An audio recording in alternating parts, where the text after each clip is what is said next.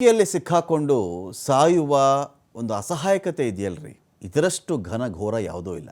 ಆಂಧ್ರ ಪ್ರದೇಶದ ಕರ್ನೂಲಲ್ಲಿ ಈ ಥರ ಒಂದು ಭೀಕರ ಬಸ್ ದುರಂತ ನಡೆದು ಹೋಗ್ಬಿಟ್ಟಿದೆ. ಇಲ್ಲಿ ಬೈಕ್ ಏನೋ ಅಡ್ಡ ಬಂದಿದೆ, ಬೈಕ್ಗೆ ಡಿಕ್ಕಿ ಆಗಿಬಿಟ್ಟಿದೆ. ಆನಂತರ ಆ ಬಸ್ಗೆ ಬೆಂಕಿ ಹೊತ್ಕೊಂಡ್ಬಿಟ್ಟಿದೆ. ಏನಾಗ್ಬಿಡುತ್ತೆ ನಿಮಗೆ, ಅನೇಕ ಬಾರಿ ಕೆಲವು ಸಿಸ್ಟಮ್ಗಳು ವರ್ಕ್ ಆಗಲ್ಲ, ಡೋರ್ ಓಪನ್ ಆಗಲ್ಲ, ಜಾಮ್ ಆಗಿಬಿಡ್ತವೆ. ಏನೋ ಎಲೆಕ್ಟ್ರಿಕಲ್ ಒಂದು ಸಿಸ್ಟಮ್ ಸೆಟ್ ಮಾಡಿರ್ತಾರಲ್ಲ, ಬಟನ್ ಒತ್ತಿದರೆ ಡೋರ್ ಓಪನ್ ಆಗಬೇಕು, ಹಾಗೆ ಹೀಗೆ ಅಂತೇಳಿ ಈ ಬೆಂಕಿ ಬರ್ತಾ ಇದ್ದಂತೆ ಏನೋ ಒಂದು ಜಾಮ್ ಆಗಿಬಿಡುತ್ತೆ. ಅದರಲ್ಲಿ ಡೋರ್ಗಳು ಓಪನ್ ಆಗಲ್ಲ, ಯಾರಾದರೂ ಒಂದು ಕಿಟಕಿಯನ್ನು ಒಡಿಬೇಕು, ಆಚೆ ಬರಬೇಕು, ಇದೊಂದು ಭಾಗ. ಇವೆಲ್ಲವೂ ಕೂಡ ಕೆಲವು ಸೆಕೆಂಡ್ಗಳಲ್ಲಿ ಆಗಿಬಿಟ್ರೆ ಮಾತ್ರ, ಕೆಲವೇ ಸೆಕೆಂಡ್ಗಳಲ್ಲಿ ಆಗಬೇಕಿದು. ಆ ಬೆಂಕಿ ಹೊತ್ಕೊಳ್ತಾ ಇದ್ದಂತೆಯೇ ಕಿಟಕಿಯ ಗಾಜುಗಳೆಲ್ಲ ಬ್ರೇಕ್ ಆಗಬೇಕು, ಜನ ಆಚೆ ಜಿಗಿದು ಬಿಡಬೇಕು, ಆಚೆ ಬರಬೇಕು ಆಗುತ್ತೆ.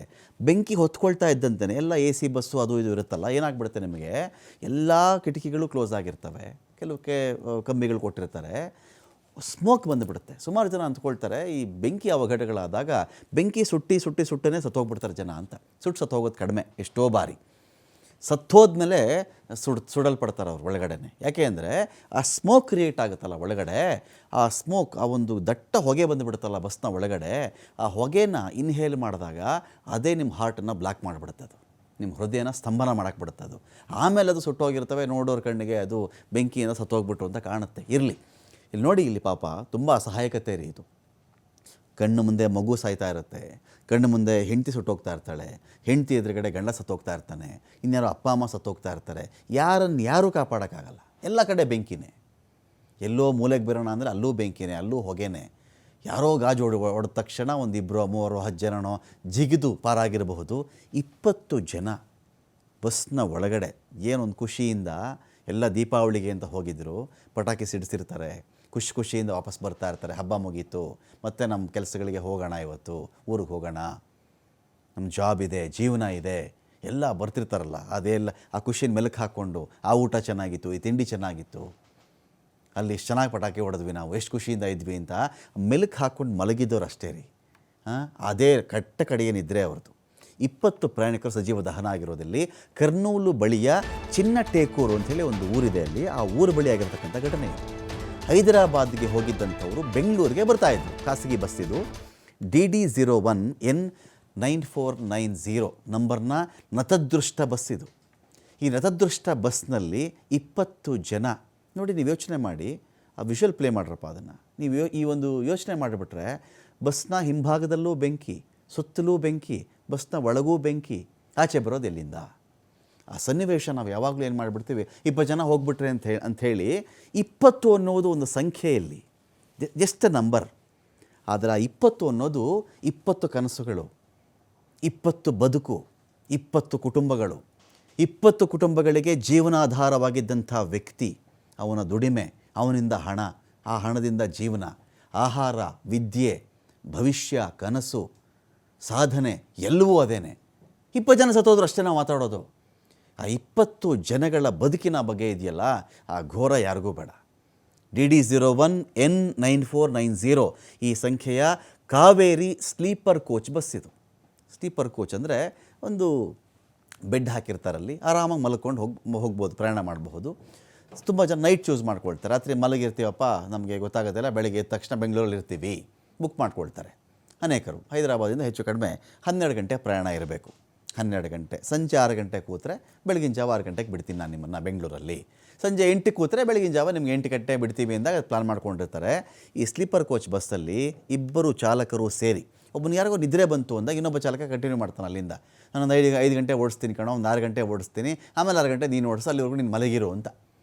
2 ಚಾಲಕರು ಸೇರಿ 43 ಪ್ರಯಾಣಿಕರಿದ್ದಂಥ ಖಾಸಗಿ ಬಸ್ಸಿದು. ಅದೃಷ್ಟವಶಾತ್ 23 ಜನ ಅಪಾಯದಿಂದ ಪಾರಾಗಿದ್ದಾರೆ, ಆದರೆ 20 ಜನ ಆ ಅದೃಷ್ಟ ಇರಲಿಲ್ಲ ಅವರಿಗೆ. ಇದುವರೆಗೂ ಬಸ್ಸಿಂದ 19 ಮೃತದೇಹವನ್ನು ಹೊರಗಡೆ ತೆಗೆದಿದ್ದಾರೆ ಸಿಬ್ಬಂದಿ. ಮೃತದೇಹ, ಏರ್ ಇಂಡಿಯಾ ದುರಂತ ಆಯ್ತಲ್ವ ನಿಮಗೆ, ಎಲ್ಲ ಸುಟ್ಟು ಹೋಗಿದ್ರಲ್ಲ, 1000 ಡಿಗ್ರಿ ಸೆಲ್ಸಿಯಸ್ಗಿಂತ ಹೆಚ್ಚಿನ ಬೆಂಕಿ ಏರ್ ಇಂಡಿಯಾದಲ್ಲಿ ಕಾಣಿಸ್ಕೊಂಡಿತ್ತು. ಏರ್ ಇಂಡಿಯಾ ಟ್ರಾಜಿಡಿಗೂ ಇಲ್ಲಿ ಟ್ರಾಜಿಡಿಗೂ ಒಂದು ಸ್ವಲ್ಪ ವ್ಯತ್ಯಾಸ ಇರುತ್ತೆ.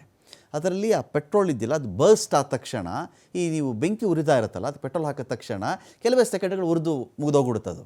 ಆದರೆ ಈ ಬಸ್ಗಳ ಬೆಂಕಿ, ವೆಹಿಕಲ್ಗಳ ಬೆಂಕಿ ಇರುತ್ತಲ್ಲ, ಒಂದು ಪೆಟ್ರೋಲು, ಇನ್ನೊಂದು ಬಸ್ಸೇ ಉರಿಯೋಕ್ಕೆ ಶುರುವಾಗುತ್ತಲ್ಲ, ಆ ಉರಿಯಲ್ಲೂ ಜನ ಸತ್ತೋಗ್ತಾರೆ. ಏರ್ ಇಂಡಿಯಾದಲ್ಲಿ ಬಿದ್ದ ತಕ್ಷಣ ಪ್ರಾಣ ಹೊರಟೋಗಿರುತ್ತೆ.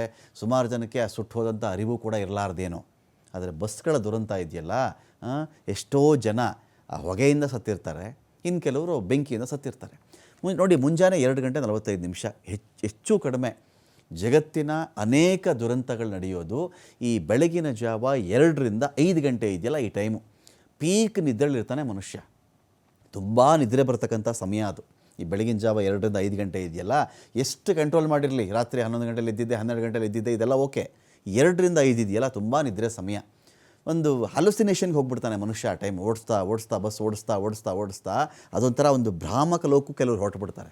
ಇದೊಂದು. ಇನ್ನೊಂದು ಕಡೆ ನಿದ್ರೆ, ಆ ಲೋಕಕ್ಕೆ ಹೋಗಲಿಲ್ವಾ, ನಿದ್ರೆ.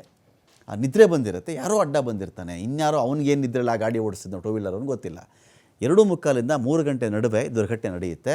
ಬಸ್ನಲ್ಲಿದ್ದಂಥ ಬಹುತೇಕ ಪ್ರಯಾಣಿಕರು ಹೈದರಾಬಾದ್ನ ನಿವಾಸಿಗಳು. ಘಟನೆ ನಡೆದಿದ್ದು ಹೀಗೆ: ಹೈದರಾಬಾದಿಂದ ಬೆಂಗಳೂರಿಗೆ ಬರ್ತಾಯಿತ್ತು ಬಸ್ಸು. ಚಿನ್ನಟೇಕೂರು ಬಳಿಯಲ್ಲಿ ಬೈಕ್ಗೆ ಖಾಸಗಿ ಬಸ್ಸು ಅದು ಡಿಕ್ಕಿ ಆಗಿಬಿಡುತ್ತೆ.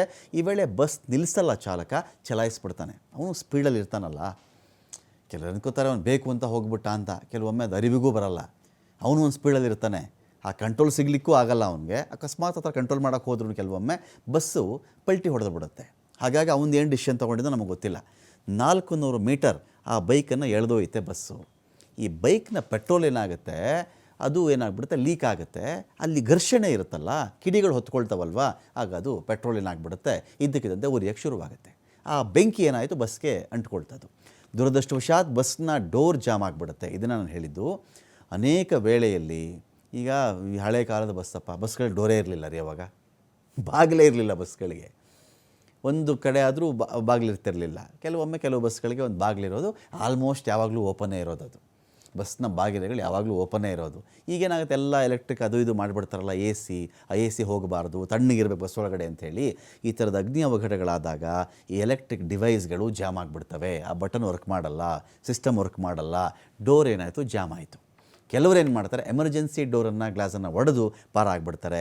ಎಲ್ಲೋ ಹಿಂದೆ ಇದ್ದರು, ಎಮರ್ಜೆನ್ಸಿ ಎಕ್ಸಿಟ್ಗೆ ಹತ್ತಿರದಲ್ಲಿದ್ದರು, ಬಚಾವಾಗ್ಬಿಟ್ರು. ಇನ್ಯಾರೋ ಫ್ರಂಟಲ್ಲಿ ಕೂತಿರ್ತಾರೆ, ಮಲಗಿರ್ತಾರೆ. ಎಷ್ಟೋ ಜನ ಮಲಗಿರ್ತಾರೆ, ಏನಾಯಿತು ಅಂತಲೇ ಗೊತ್ತಿರಲ್ಲ ಅವ್ರಿಗೆ. ಅಷ್ಟೊತ್ತಾಗಲೇ ಬೆಂಕಿ ಹೊತ್ತು ಉರಿತಾ ಇದ್ದರೆ ಯಾವ ಕಡೆ ಓಡೋಗೋದು ಅವರು? ಅದೃಷ್ಟವಶಾತ್ ಬಸ್ನ ಡೀಸೆಲ್ ಟ್ಯಾಂಕ್ಗೆ ಬೆಂಕಿ ವ್ಯಾಪಿಸಿರಲ್ಲ. ಒಂದು ವೇಳೆ ಡೀಸೆಲ್ ಟ್ಯಾಂಕ್ ಕೂಡ ಸ್ಫೋಟವಾಗಿಬಿಟ್ಟಿದ್ದರೆ ಇನ್ನೊಂದಷ್ಟು ಜನ ಪ್ರಾಣ ಕಳ್ಕೊಳ್ತಾ ಇದ್ರು ಅಂತ ವಿಷಯ. ಇಲ್ಲಿ ಜೀವದ ಜೊತೆ ಚೆಲ್ಲಾಟ ಆಯ್ತಾ ಇಲ್ಲಿ. ಈ ಘನಘೋರ ದುರಂತ ಪ್ರಕರಣಕ್ಕೆ ಸಂಬಂಧಪಟ್ಟಂತೆ ಈ ಒಂದು ಟ್ರಾವೆಲ್ಸ್ ಕಂಪನಿ ಜೀವದ ಜೊತೆ ಚೆಲ್ಲಾಟವಾಡ್ತಾ, ಬಸ್ನ ಫಿಟ್ನೆಸ್ ಅವಧಿ ಮುಗಿದು ಹೋಗಿದೆ, ಕೇರೇ ಮಾಡಿಲ್ಲ, FC ಮಾಡಿಸ್ತಾ ಇರಬೇಕು, ಫಿಟ್ನೆಸ್ ಸರ್ಟಿಫಿಕೇಟ್ ತೊಗೊಳ್ತಾ ಇರಬೇಕು. ಬಸ್ ಬಣ್ಣ ಹೋಗಿರೋದು, ಬಸ್ನ ಟೈರ್ಗಳು ಸವದಿದ್ದರೆ ಅದರ ಗೇರ್ ಬಾಕ್ಸು ಇನ್ನೊಂದು ಮತ್ತೊಂದು ಎಲ್ಲವನ್ನು ಚೆಕ್ ಮಾಡಿ ಅದನ್ನೇ ಸರಿ ಮಾಡಿಸ್ಕೊಳ್ಳಪ್ಪ ಅಂತ. ಅದು 31/3/2025ಕ್ಕೇ ಬಸ್ನ ಫಿಟ್ನೆಸ್ ಅವಧಿ ಮುಗಿದಿದೆ. 8 ತಿಂಗಳಾಗಿದ್ದರೂ ಕೂಡ FC ಮಾಡಿಸಿಲ್ಲ. 20/4/2024 ಇನ್ಶೂರೆನ್ಸ್ ಅವಧಿ ಕೂಡ ಮುಕ್ತಾಯವಾಗಿತ್ತು. ಪೊಲೀಸರ ತನಿಖೆ ವೇಳೆ ನೋಡಿ, ಈ ಹೋದ ವರ್ಷದ ಏಪ್ರಿಲ್ಗೆ ಇನ್ಶೂರೆನ್ಸ್ ಅವಧಿ ಮುಗಿದು ಹೋಗಿದೆ. ಇನ್ನು ಸತ್ತೋದಂಥ ಪ್ರಯಾಣಿಕರಿಗೆ ಏನು ಪರಿಹಾರ ಸಿಗುತ್ತೆ, ಸಿಗಲ್ಲ, ನಮಗೆ ಗೊತ್ತಿಲ್ಲ. ಪಠಾಣ್ ಚೆರುವಿನಲ್ಲಿ ಇರುವಂಥ ಕಾವೇರಿ ಟ್ರಾವೆಲ್ಸ್ನ ಮುಖ್ಯ ಕಚೇರಿ ಇದು. ಈ ಬಸ್ಸು, ಈ ಒಂದು ನತದೃಷ್ಟ ಬಸ್ಸು, ಈ ಥರ ಒಂದು ಫಿಟ್ನೆಸ್ ಸರ್ಟಿಫಿಕೇಟು ಇದಕ್ಕಿಲ್ಲ, ಇನ್ಶೂರೆನ್ಸ್ ಅವಧಿ ಕೂಡ ಮುಗಿದಿದೆ. 20 ಜನನ ಈ ಬಸ್ಸು ಆ ಪೋಷಣ ತಗೊಳ್ತು.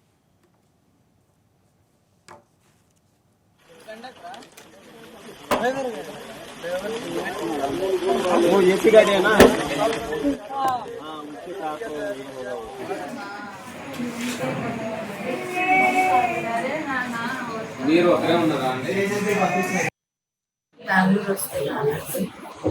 సో 3:30 ఆ టైంలో బస్సులో ఒక రకమైన సౌండ్ స్టార్ట్ అయ్యింది. మామూలుగా ఏంటంటే అవి జనరల్గా హాస్టల్స్ అట్లా లెక్తారు కదా, ఆ అలజడేమో అనుకున్నాను. సో తీరా చూస్తే ఫ్రెండ్ బాగా మంటలు రావడం అది చూసి బండి ఏదో ఇష్యూ అయ్యింది. ఆ టైంలో బైక్ బస్ కింద వచ్చింది, దానివల్ల మంటలు రావడం స్టార్ట్ అయింది. ఇద్దరు దూకాల్సిన వాళ్ళు ప్రమాదం జరిగింది. 3:10 మధ్యలో జరిగింది. బస్సు 40 పైన. మేము హైదరాబాద్ నుంచి నైట్ 10:30కి బయలుదేరాము. అందరం నిద్రలోనే ఉన్నాము. పెద్ద సౌండ్ వచ్చింది. తర్వాత మేము టైర్ ఏమన్నా ప్యాచర్ అయింది అనుకున్నాము. తర్వాత చూస్తే ఫుల్ పొగ వచ్చేసిందండి. తర్వాత ఇమీడియట్గా ఫైర్ అయ్యాయి, ఫుల్ మంటలు వచ్చేసాయి. ఇంకా మాకు అర్థం కాలేదు. సైడ్ డోర్ ఒకటి పగలగొట్టి నలుగురిని సేవ్ చేశాను. ఇంకా మా ఫ్యామిలీ ఇంకా 4 అక్కడే ఉండిపోయారు. చాలా ఇబ్బందిగా ఉందండి. ఎక్కడి నుంచి వస్తున్నారు, ఏమిట్లో వస్తున్నారు, ఇంతకేం జరిగింది? కావేరీ ట్రావెల్స్లో వస్తున్నాం, హైదరాబాద్ నుంచి బెంగళూరు వెళ్తున్నాం. ఎక్కడ జరిగింది కరెక్ట్ గా ఏమన్నా? కర్నూలు నుంచి ఒక 20 కిలోమీటర్స్ తర్వాత కర్నూలు దాటి చనిపోయారు సార్. ఒక 25 మెంబర్స్ దాకా చనిపోయి ఉంటారు. మొత్తం బస్సు వాళ్ళు ఎంతమంది ఉండొచ్చారా? 42 నెంబర్స్ అండి. మేము హైదరాబాద్ నుంచి నైట్ 10:30కి బయలుదేరాము.